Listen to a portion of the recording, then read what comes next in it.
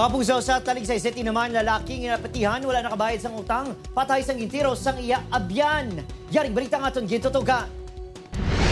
Ang daw hindi bala worth, ngapat yun nga gidya ang isa.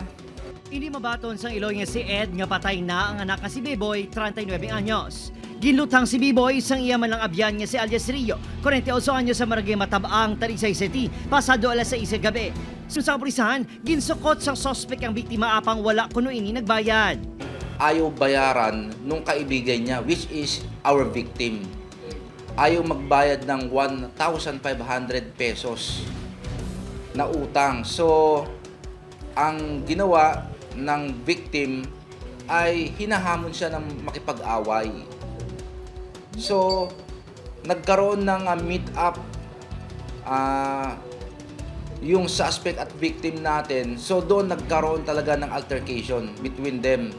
Yung pera is kayang pag-usapan. Actually nga, napapalitan ng pera eh.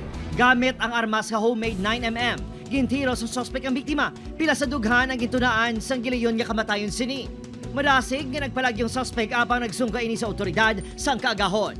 Tuman, kasakit para sa asawa sang biktima nga wala na sang amay ang ila duha ka mga anak. Apang nahawasan ini sang nagsungka ang sospek.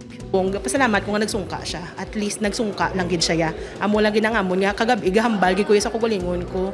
Si Biboy Rio ya masungka gid niya. Gakagto ni sa balay sa unang nasugat ni si Biboy namon. Gitinguan sa news team nga makuhaan sang pahayag ang suspect apang nagpamalibad ini. Natala na ini pasagan sang reklamo nga murder.